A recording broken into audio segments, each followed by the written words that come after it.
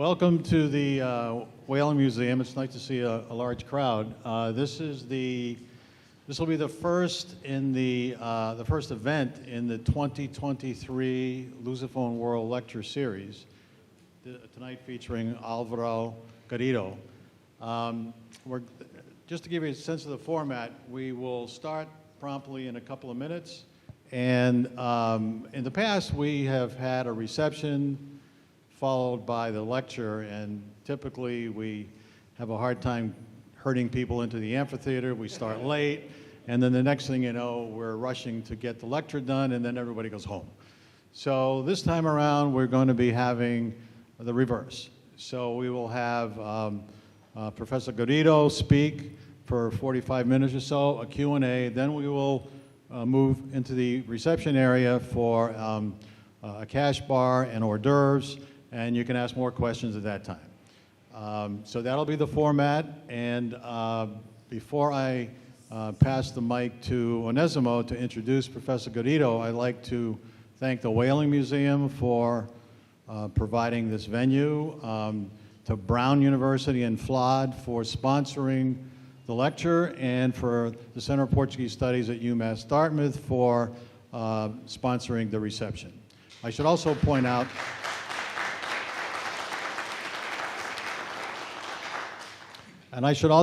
that this event will be recorded and it will be available on the Whaling Museum YouTube channel in a few weeks. With that, I want to turn it over to Onesimo Almeida, who will introduce tonight's guest speaker, Álvaro Garrido.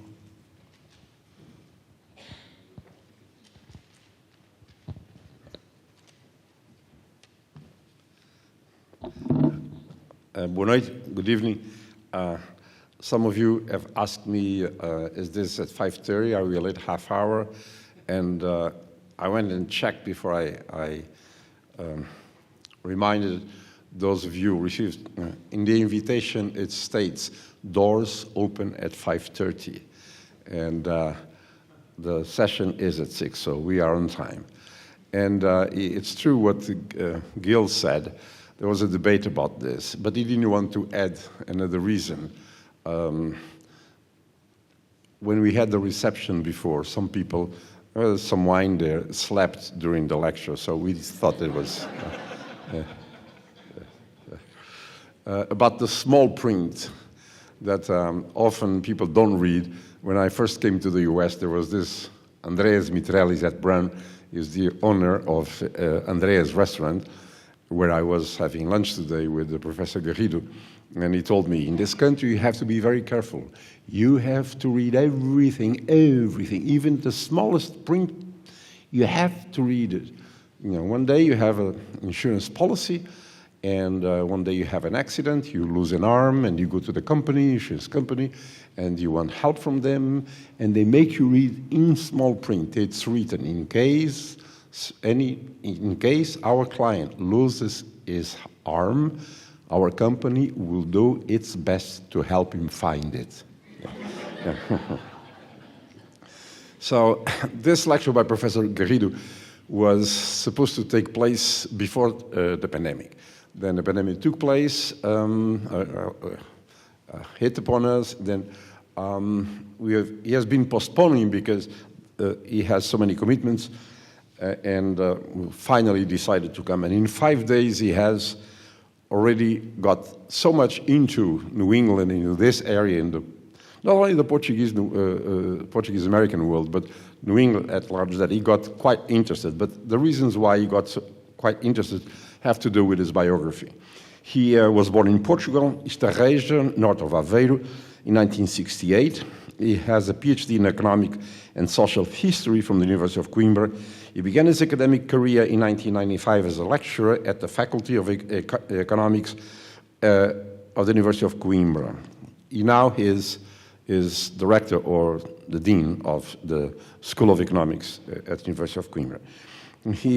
His works focus on contemporary maritime history, on the history of cooperation and social economy. Maritime history and the history of Atlantic fisheries are his favorite research topics, along with the study of the institutions of the Salazar dictatorship related to fisheries.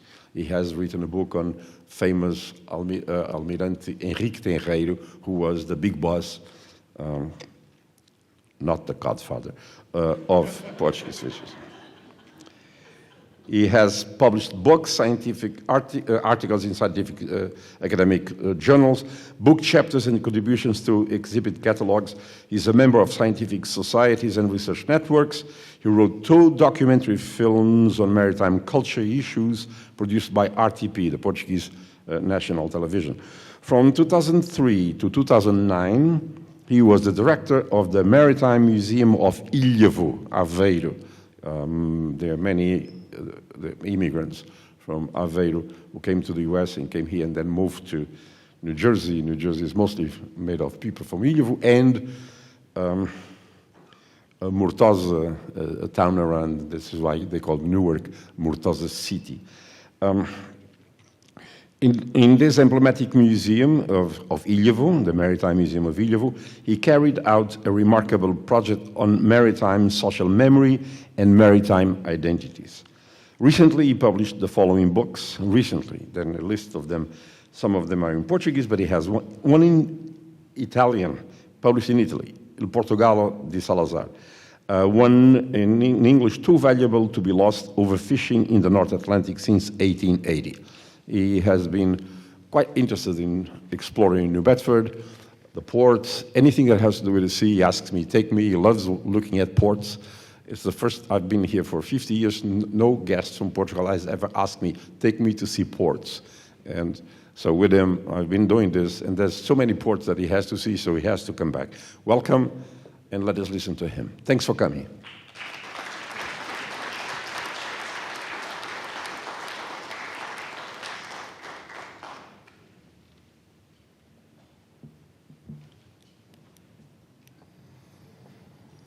Hello, good evening, boa noite para os portugueses. Greetings to you all.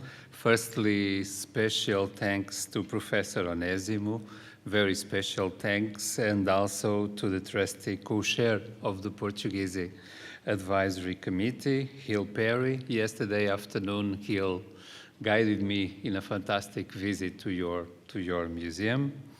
A special greeting also to Beatriz Oliveira and to Amanda McMullen, the director, who could not attend. For me, it's a great pleasure to be here, finally attending this wonderful museum, this very important museum. Professor Onésimo is a fantastic person, you know, and his reception was and still being absolutely fantastic. So thank you very much. My acknowledgement also to the Portuguese and Brazilian Studies Department of Brown University for supporting as well as flat this lecture, this talk. So I think we may start by this picture. The Argus crew in 1951. The Argus, probably you know, was one of the most emblematic schooners of the Portuguese legendary white fleet. Of course, this is a portrait of labor happiness, 1951. Alan Villers, we will talk, wrote a book, a famous book, spread it in North America in the 50s and 60s, The Quest of the Schooner Argus, and he produced a film with the same name. So I think this is a first evocation on this legendary heritage. I wrote a text, 13, 14 pages, but I'll just read fastly 8 pages, so we have time, and at the final, I'll be free to your questions or comments. Atlantic cod Gadus morua is not only a marine resource. It is also a social construction, a maritime industry, and a legendary heritage. In fact, the fishing and consumption of Atlantic cod in southern European countries is or was a modern period mercantile invention. Since the Grand Banks of Newfoundland were regularly exploited by Portuguese, Basque, French, and British navigators and merchants at the end of the 15th century, large fleets of ships borrowed in European ports have headed every year to the Northwest Atlantic, 1,800 miles away to fish for cod. For those countries, it's important to highlight, it was a migratory and transatlantic fishery. In the early, this picture, to stop just a minute, I think it's important to highlight that the Portuguese fleet just started to fish in the west coast of Greenland in 1930. It was an adventure without detailed maps, just a rudimentary map or maps from the Danish fleet. And after a very bad two seasons in 1928 and 29, the ship owner imprisoned Pesca de Aveiro, the most innovative in this story, started to fish in Greenland, in west coast of Greenland, and it became a very important innovation which concerned line fishing because the trawlers were inexistent in the 30s. The first trawler was Santa Joana from imprisoned Pesca de Aveiro precisely in 1936. So in the early modern times, the testimonies of infinitely fishery, obviously allegoric, the fish conservation methods and the business networks led to a food revolution. In addition, the Catholic prescriptions of fasting and abstinence and the protein poverty of a diet with medieval roots explain the adoption of Atlantic cod as a common foodstuff in the Mediterranean and Catholic Europe. Portuguese cod fishing in the Northwest Atlantic, particularly in the offshore of Newfoundland and along the coast of the Labrador Peninsula, has experienced irregular cycles. I don't have time to mention all of the details, but I'll try to summarize this. Historically, we estimate that on an annual average, codfish caught by Portuguese vessels has never exceeded 10% of consumption in the Portuguese domestic market. In the African colonies, even among the white colonial population, the consumption was never particularly high. Since the beginning of the 16th century, the catfish business has never ceased to be a global economic activity. And I think this wonderful picture, this was the first, or we imagine, I'm sure it was the first artistic representation of Atlantic cod, has a good for general consumption. It was painted by José Fadovich and his father, Baltazar Gomes Figueira, 1688, 1688. So it is a proto-Baroque oil painted, and it evokes the fasting and abstinence in the Easter time. The month of March is the title of this oil, really precious because it evokes a general consumption for salted cod or dried cod in the 17th century. The landscape is the Lisbon in the Restoration War time, so 1688 after the Restoration. I think it's really interesting. Transatlantic cod fishing created international economic relations, navigation careers, and sea skills. For hundreds of years, migratory fleets from southern European countries left their ports in April or May, and headed for the Newfoundland banks, the Grand Banks, to load the holds and bring catfish to European European markets, urban markets. Supported by the power of their fleets, the French and the English rely on coastal colonies in North America to export codfish, already salted and red, to Europe and the Caribbean, where the heavy salt from Terra Nova was a slave food.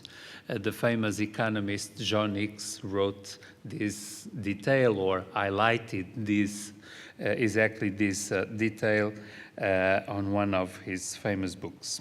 All the disputes to colonize Newfoundland and Nova Scotia, in fact, were related to the practical need to create export depots and drawing places in order to secure comparative advantages on trade floats. The use of trolleys and the technique of the dories, small boats lowered from the schooners and crewed by one or two fishermen, by one in the Portuguese tradition. The Galician used to have 2 men on board the dories. They had the dories before the Second World War. It ended in 1939, I suppose. So this tradition of the trolleys and the technique of the dories came exactly from New England. The experience of Açorian fishermen on Gloucester schooners, later evoked by Victor Fleming's film Captains Courageous, 1937, and the role of Ben Saud's shipowner family in the revival of fishing campaigns from Portuguese ports, spread in the 19th century these methods and made the Portuguese fisherman an international legend, you know. Historically, Lisbon was always the world's largest consumer market for salted cod, closely followed by Porto. It is very clear in the primary sources that I searched for in Newfoundland Memorial University archives. In the second half of the 18th century, both cities, Lisbon and Porto, were part of a global cod trade mediated by British brokers based in London. Although the myth of codfish and the socialization of the popular parable of the loyal friend, o fiel amigo in Portuguese, in the Portuguese expression, were 19th century creations, the tendency continued during the Portuguese First Republic, 1910-26, and especially in the First World War. We may have a look. I think this is interesting. The first, at the left, this picture was made by the satiric artist Rafael Bordalo Pinheiro, and it means a footstep very close to the people, ship, and absolutely key in the popular supply, which means a political option. The writers Essa de Queiroz, Ramalho de Ortigão, and intellectual Oliveira Martins, historian Oliveira Martins, in the 19th century, posed the cod question in literary and cultural terms, whilst the politicians Basílio Teles, Afonso Costa, and Oliveira Salazar himself posed the question at the level of political economy. In fact, the cod question in the early 20th century became a national issue, and even in the late 19th century. During the 20th century, the Portuguese cod fishing industry had 3 distinct stages. The first was the state reorganization of supply and national production imposed by the new state, the Estado Novo, in 1934. In that year, a heavy corporatist administration was built to control the sector and expand the fleet under an autarkic logic. It was the age of the cod campaign. The second stage, or the second cycle, was the heyday of the 50s and 60s, based on labor's state control and price fixing, banking credit, and other protectionist tools managed by the government through the corporatist institutions. I am talking corporatist institutions. It could be a bit strange. I'm talking about gremios, guilds in the English tradition, and public bodies absolutely controlled by the state. For example, Comissão Reguladora do Comércio do Bacalhau. It was a public body with a political control. Free access to marine resources and the Mare Liberum regime, very soon changed in the 50s and the 60s, were key factors for this Olympic cycle. Finally, a third stage, that there was the decline of the industry in the last quarter of the 20th century, linked to the end of the corporatist oligarchy in 1974 with the democratic revolution, the popular revolution, and given the changes in maritime law, in international time law. So the key explanation for the decline of this golden age of cod fishing industry is an exogenous explanation, of course. So we may have a look. I think this is not very important. I'll make an abstract. So I pull up. And this graph is really important. So the national production reached in the 50s more than 80% of the domestic market overall consumption, and the replace of imports was in fact made, because in the 30s the average of the national production for cod, for Atlantic cod, was 11%, 12%, no more.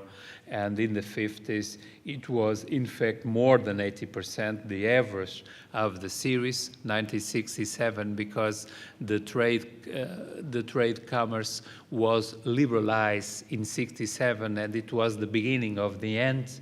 So the average of the series is over 61 or 62%.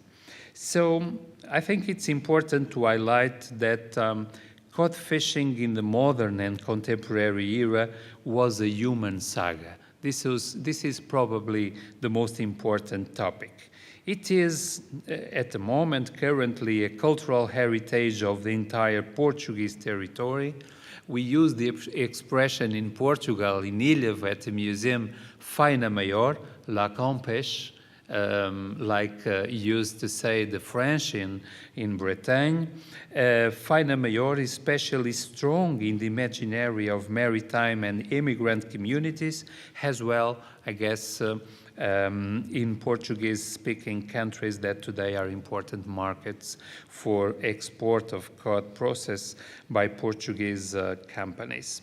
In the mid-20th century, in the golden age of the national cod fishing industry, a cod campaign lasted an average of 6 months, 5 months or 6 months.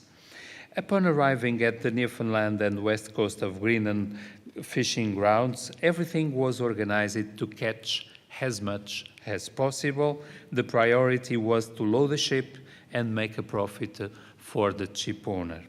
Fishermen rowed 2 or 3 miles, and accepting all risks, they were left to themselves in the hope of loading the boat. Fog and icebergs were the biggest dangers to face, you could imagine. The more they caught, the more they would earn. After a long day at sea, which could be 10 or 12 hours straight, the fishermen set to work getting the fish on deck and then in the hold salting it.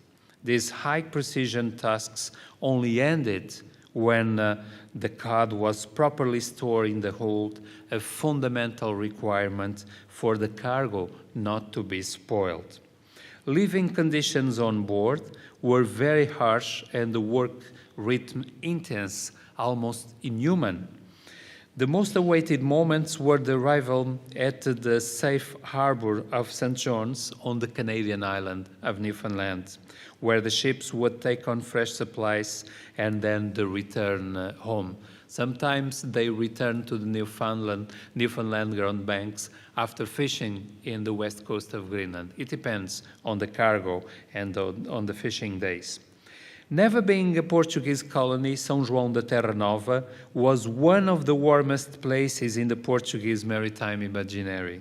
It was a provincial city, a port city, and still is, but seemed to offer the world to those roofmen. Many, especially officers, I don't know if I can say that, had parallel lives there. Like the famous wet campaign, Battaglia del Grano in the Mussolinian Italy, the cod campaign launched by the Salazar's authoritarian regime in the 30s was the most emblematic program of the Portuguese autarkic policy. Politically, it was a success. If we look at this graph, I think it's eloquent, this success, insofar as the substitution of imports was lasting evidence. The fleet, the famous White Fleet, the fleet in general, included all types of vessels, from the old sloops without an auxiliary engine to the stern trawlers, which appeared just in 1964. The first Portuguese stern trawler was Maria Teixeira Vilarinho from Empresa de Pesca de Aveiro once again. Most of the ships were schooners like Crioula and Santa Maria Manuela, I think, yes, Crioula and Santa Maria Manuela. The last one worldwide known through the Canadian film The White Ship, 1966, one of the best documentaries we have in an international scale, or the famous Argus, whose legend was spread, I mentioned, by Alan Villiers' book and film, The Quest of the Schooner Argus, 1951. Between 1935 and 1974, more than 20,000 Portuguese fishermen were registered in catfishing vessels. Fishermen and other crew were recruited from the north to the south of the country, even in the African colonies, especially Angola and Cabo Verde.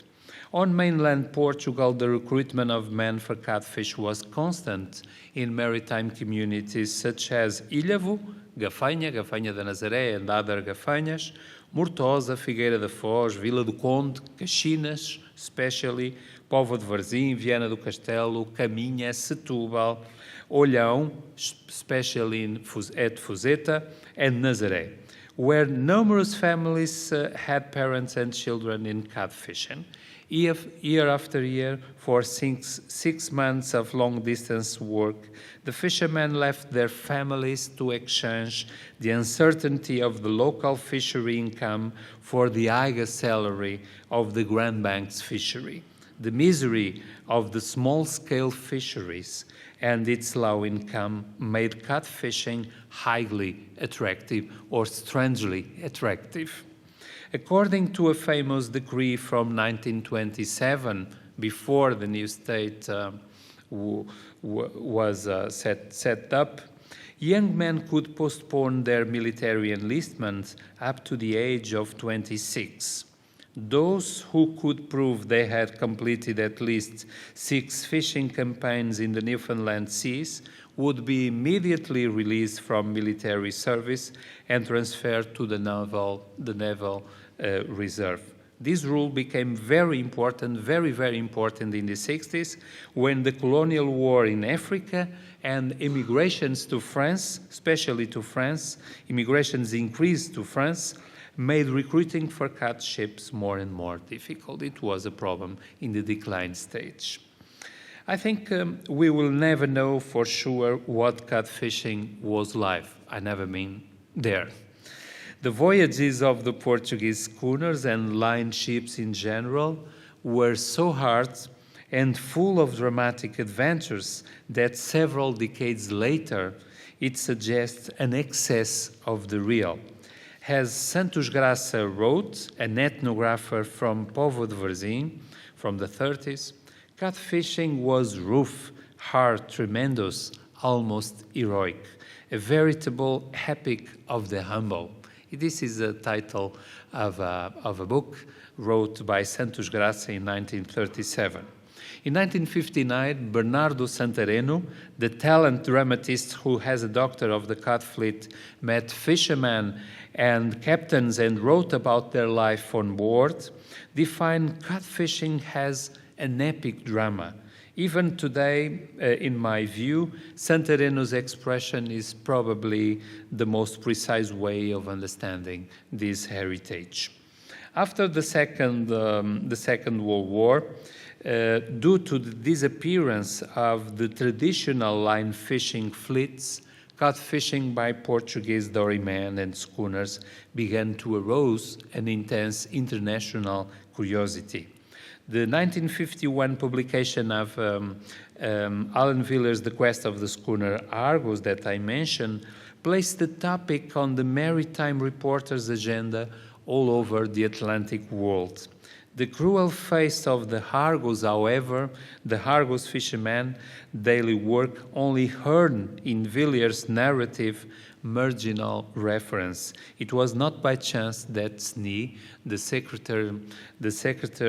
National Secretariat of Information Propaganda, of course, the state propaganda body, awarded Villiers with the Camões Prize in 1952. In 1957, I think we would need, yes, to remember this picture. This one and the second one are gouache in a modernist aesthetic made by Portuguese painters. The originals are belong to the collections of Maritime Ilhavo Museum. But in 1957, I was mentioned, Portugal became the world's leading producer of dried salted cod. An impressive propaganda, and this is propaganda, was built up by the Portuguese authoritarian regime concerning it. Dory fishing made a nice postcard, like we saw, where is it? I think, okay.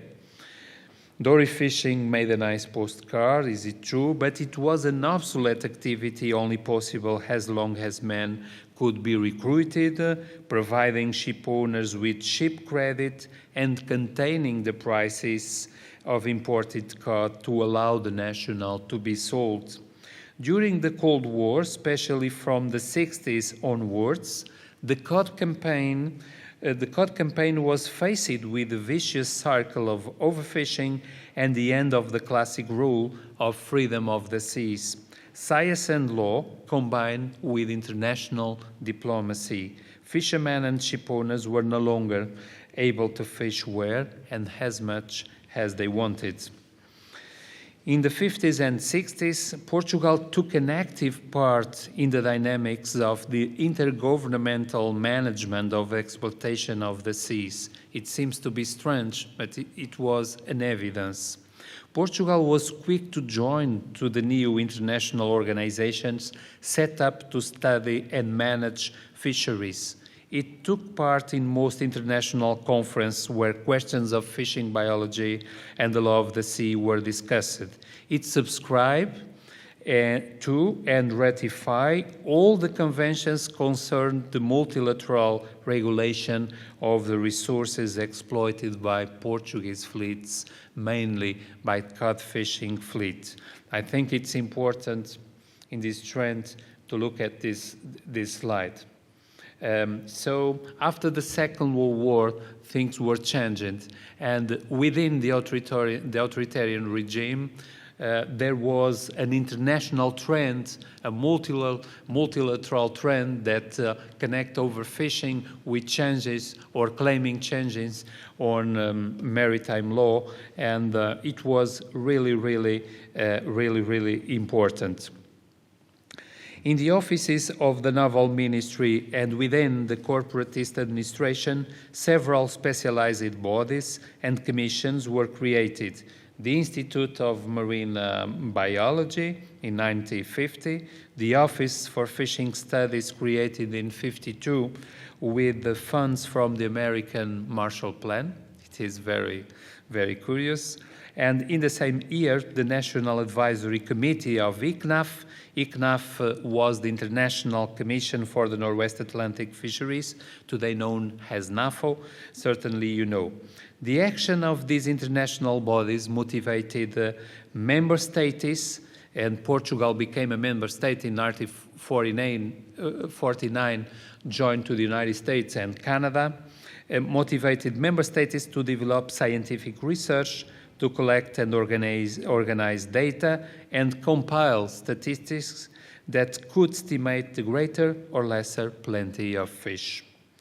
The April 1974 revolution and the rise of exclusive economic zones within the scope of the Third United Nations Conference of the Law of the Sea contributed to the collapse of distant fisheries and mainly catfishing fleet.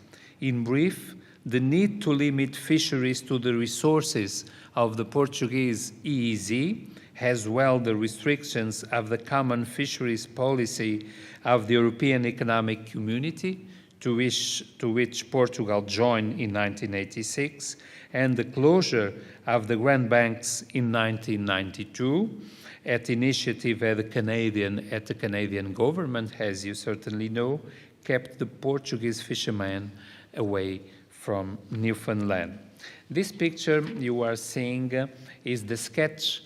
I found this at the Foreign Affairs Portuguese Archive, and it's the initial sketch sending by the government, the Foreign Office from United States, because this organization was created under the initiative of the President Truman, under the logic of the Cold War, after the Second World War, trying to build up conventional areas, namely for fishing activity. The end of cod campaign and its coincidence with the fall of the dictatorship regime resembled a return of the caravels. It all seemed the end of the maritime nation that had always been associated with the empire that had just fallen too. It was a strategic change, but also a cultural change on the nation's imaginary. Currently, Portugal has just 8 long-distance fishing vessels that have fishing quotas for cod and other fish species allocated by the European Union. This national production does not amount to 2% of the Portuguese domestic market's annual consumption of catfish. The import business for raw material is today more significant and global than ever. Imported catfish, salted and frozen, is very important in the value chain of the Portuguese fishing industry currently. Dozens of companies and thousands of jobs depend on it, whose competitiveness is based on the quality of the Portuguese traditional cure, is to say that the Portuguese way of processing bacalhau. It was only with the end of the cod campaign that the memory built up until then about this activity began to reveal its various dimensions. Recently in Portugal, several films have appeared, documentaries and even fictions, about this tremendous cultural heritage. However, these discourses tend to reproduce some cliché images and tend to feed an epic memory of cod fishing. I think it's important to have a look of these pictures. This is the codfish aquarium of Maritime Museum of Villeneuve, really nice, almost exotic. This is the Codfish Gastronomic Brotherhood placed in Villeneuve. I am, of course, an honorary member of this brotherhood, very famous in Portugal. And this is a remarkable project of the museum that opened this memory, because this collective memory, locally and nationally, was controlled by the captains, and it was opened by these kind of projects built up in a collaborative logic. There are several places of cod fishing memory in Portugal. Of course, the Ilha of Maritime Museum, the Gil Lianes Museum ship placed in Viana do Castelo in the north, and the Cod Interpretation Center located in Lisbon has a touristic product placed at Terreiro do Passo. The leading institution on these heritage constructions, where is preserved the larger collection related to the 20th century cod fishing fleet, is the Ilha of Maritime Museum. The museum's project is addressed to the social memory of the Northwest Atlantic fisheries, highlighting the local community's role as seafarers, elites that became legendary. To finish, I think in a country where the sea is just a convenient identity, or it only serves as an epigraph, it is symptomatic that the sea experienced in the cod fishing saga continues to intimidate fiction writers, both in Portugal and abroad, especially in Southern Europe and in North America. I think the memory that persists of Portuguese cod fishing campaigns is still impressive and romantic. Probably, in my view, we'll never know what cod fishing was like. Thank you very much.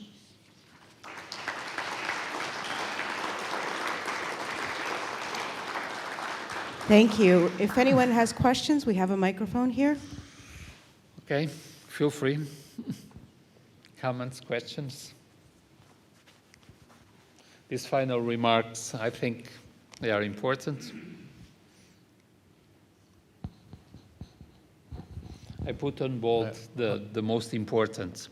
Enjoyed your presentation tremendously. It's quite fascinating. So wasn't there a book called Cod that was printed in the United States, Simon Winchester? Do you know of that book? Mark Kurlansky's? Is that it? Is that the name? Yes, I know. Mark Kurlansky, Cod, biography of the fish that changed the world. Is that? Yeah. What was your take on that book? Oh, it's a nice question. In my opinion, it's a wonderful book, but how to say, Kurlansky's don't analyze the Portuguese role on global cod fishing. So this is the problem of the book, because the book only evokes the Basque fishing activity, the tradition on salted consumption of the Basque people, and I think the book is very interesting, fascinating, but not rigorous. That's my opinion. Thank you. It was a bestseller, of course. Professor Garrido, tenho uma pergunta para si. Nos anos 20, houve um navio de pesca que desapareceu completamente com toda a sua tripulação. Encontrou alguma informação... Oh, I'm speaking Portuguese. Oh, geez. In English, if you could. I was saying that in the 1920s, there was a codfish vessel that disappeared with its entire crew. They were all from Buarcos, Figueira da Foz. Did you find any information, historic information, that would report this disappearance? Or there is no record of this Yes, situation? there are records in the archives of Museu Marítimo de Ilhavo about this strange case in 1918 or 20, yes, after the First World War. There's some records, and we had, when I was at the museum, the project of building up an exhibition on the topic, but we never did it. Thank you. My grandmother's husband died there Okay, okay. or disappeared there. And in addition, I should say that in the Navy, in the Portuguese Navy archives in Lisbon, there's some information. There's information and records. Yes. Mm-hmm. Thank you. Hi, thank you for your presentation. I enjoyed it a lot. I've been here for a few months because I'm kind of a film historian, and I would like to ask you about the films that were made about cod fishing. And a comment, my last book is about the cinema ambulant, kind of itinerary cinema that SPN SNI, the propaganda organism, had. And this cinema, from 35 to 56, it would go through all the small villages of Portugal and would present the films, the propaganda cinema that was made by Estado Novo. And some of the most important propaganda films were shown, and some were about the cod fishing.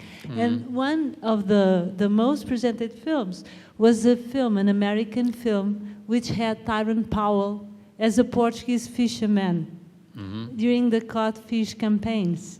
And it was one at a time where Portugal was, well, in a particular historical position.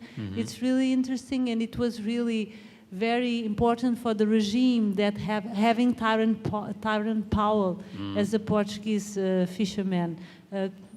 Thank you. If you can make any comments. It's a very important topic. I don't know this case in particular, but the case of Victor Fleming's film in 1937 escaped to the Portuguese propaganda because the propaganda machine was building up at the time, and I think they didn't understand the importance of that film, Captain's Courageous, Victor Fleming and Spencer Tracy in the role of Manuel, an Açorian fisherman.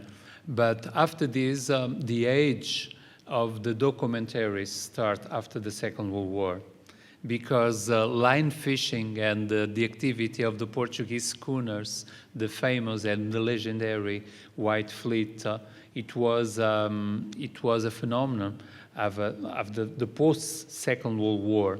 So anthropologists, producers, reporters all over the Atlantic world look for pictures and stories from the national cod fleet, because no more, so there's any other fleet fishing by dories, the small dories, and with line fishing boats. So Spain, for example, stopped fishing with the small dories and having line fishing boats in 1939 with the Spanish Civil War, and after the Second World War, they never returned. So the documentaries were made mainly or mostly by National Geographic. The famous picture of the lonely dory man is precisely the title of a documentary made by National Geographic in 1968, and it became a picture. Even the film of Alan Villiers, The Quest of the Schooner Argos, it's not a good film. The book is very much better than the film, but in spite of being propaganda, because the regime paid to him and offered him the Camões Prize, and it's very significant. So Camões Prize, because it was a very Portuguese literary book. So after the Second World War appeared several films. The White Ship I mentioned, it was a Canadian production on Santa Maria Manuela voyage in 1966 was really important. So, but I think we need more research on this. You mentioned the actualities, atualidades. It was the season of atualidades of the propaganda national body. Atualidades were exhibited during the cinema rooms. So it was very important to spread the propaganda mainly on the fleet national promotion, and on the blessing ceremony of the schooners made every year in Lisbon, in Belém. It was very common that short films, documentaries with 6 minutes, 4 minutes. Thank you. Could you, regarding the White Fleet, could you comment about during World War II how effective or protected they were, and were other fishing fleets, did they stop fishing during the war? It's a very important topic, because the Portuguese codfish fleet, you know, Portugal during the Second World War was formally neutral, yes? And that's why Salazar made the political decision to keep working the national codfishing fleet. It was, of course, a crazy decision, because we had tragedy in 1942, and 2 schooners, Maria da Glória and the Lanes, were shipwrecked by German U-boats. Maria da Glória, I think it had, yes, dead, 38 men were dead, and Maria da Glória shipwrecked, and the Lanes also. So after this, it was a debate within the regime, and the naval power from the Navy decided to paint the ships on white, and it birthed the myth, the legend of the white fleet. It was a political decision, and the real reason was to supply the nation, because it was very difficult to import salted cod because of the trade international decisions that were blocked the flows, the normal flows. So it was a very, very political decision. Thank you. Thank you, Álvaro, for the excellent lecture today. Really fascinating, this conjugation between history and political economy.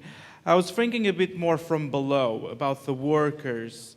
And are there any episodes of resistance, of collective action from Yes. the workers? You know, I'm guessing that having such an increase in need of labor, that probably they had a bit more leverage to negotiate their working conditions. So I was wondering about that. Thank you.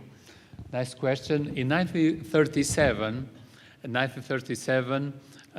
arose a very hard strike made by the Portuguese fishermen, because the regime trying to impose, in fact, after the strike, the so-called corporatist labor new conditions on board. And the strike was violent within the environment of the Spanish Civil War, you could imagine. So repression was hard, and it was the first and the last strike during the new state. Yes, because in 1961, there's a very short strike in some ships, but this one, I have an article in the Analyse Sociale about that, because it was a very important event in the logic of social resistance on corporatist labor conditions built up in the 30s, you know. Thank you. There? Very good questions.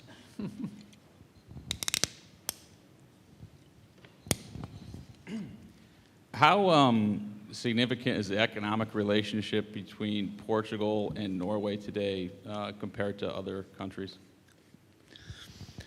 Yes, this is a very important topic because a lot of people imagine that the Portuguese fleet historically fished at the Norwegian Arctic Sea. No, not at all. We just started to fish Portuguese ships and in the Norwegian Sea in 1978, after the question of economic exclusive zones and the restrictions on fishing rights and the problems with Newfoundland access resources. So historically, our relationship with Norway is mainly focused on trade. So imports on salted cod from Hallesund are very important historically from the 18th century. From 19th century, there's records about that. In the 20th century, Iceland appeared in the 20s, and especially after the Great Depression, has the new power of the global market for salted cod. And the balance between the Norwegian cod and the Icelandic cod was very interesting after the Great Depression, and it was changed. But in the 19th century, in the 18th and the 70s, so in the modern era and in the early contemporary era, the Newfoundland salted cod was the most important, but mostly the English brokers dominate the trade. Not exactly. It's not the same logic or process in the Norwegian case. You understand? Thank you. I have a question about your very last remark. Mm-hmm.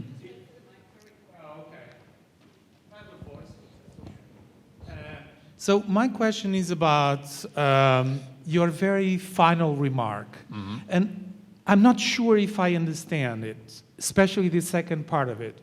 So it reads, the Portuguese market of salted cod comprises 20% of global cod markets. And I understand this by the Portuguese eat 20% Yes. of the fished cod globally. The overall. Mm-hmm. Right, and so it's the easy part for me. The second part is the complicated one, and I'm sure that I am misunderstanding it. And over 15% of the world fisheries of Atlantic cod. And that's the part that I do not understand. So how can they eat 20% of the global markets of cod, fished cod, and then just 15% of the fisheries? Probably is my fault. Oh, no, that's okay. No, Okay, I think it's me. The question is good because the first highlight is salted cod, which concerns salted cod. So this is a type, okay, which concerns the average of so the impact of the Portuguese overall consumption on the resource, the marine resource, is 15%. Right, because we eat like French Yes. cod here, but not salted. Yes, that's right. Got it, thank you. And historically, this 20% is very stable. Yes, we don't have records from the 18th century and before, but we have estimations. But 19th century, first half, second half, it's absolutely 20%. 2022, 18% minimum. Could you speak a little about the Portuguese in Newfoundland, particularly in St. John, because they were so close and they were going there all the time? The microphone is on, can you hear? No? It is? Okay. I mean, Yes. I can try to read it. So about not the a good Portuguese idea. in St. John, the relationship and what's left there of that. Mm-hmm. Yes, it's a great story. St. John's never being, as I mentioned, a Portuguese colony, but it seems so. It's a very warming place, and the relationship between probably in the late 15th century and in the early 16th century, historically, St. John's, it's a very good port, was the only port where the Portuguese fishing fleet stop and at freshes and so on. Saint-Pierre et Miquelon was dominated by the French, as you know, but sometimes the Portuguese fleet stopped there, and also in Halifax, especially the trawlers. This is the situation. But historically, the most important relationship between Portugal and Newfoundland, and especially St. John's, was cod trade. So Newfoundland is the first exporter to Portugal. When Salazar's built up a cartel for imports and to control the supply in the domestic market, immediately in 936, the Newfoundlanders built up a cartel against the Portuguese cartel to balance this bargain power. It's very interesting because Portugal was the main power in the global market for salted cod. I mean, it's very, very clear.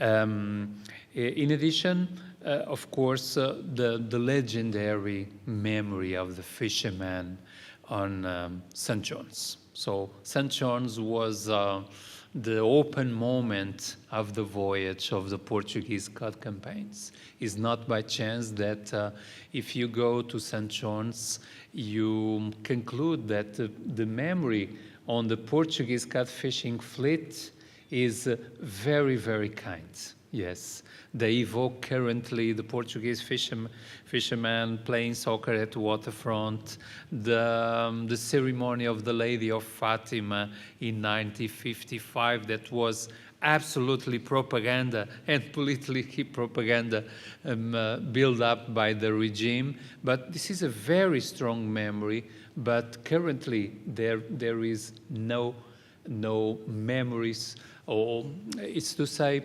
there is no expression of this collective memory in the museums of Newfoundland, especially of St. John's. And this is strange. I think we failed in our cultural diplomacy, probably. Thank you, Onésimo. I have a question that might be funny, but I'm just curious.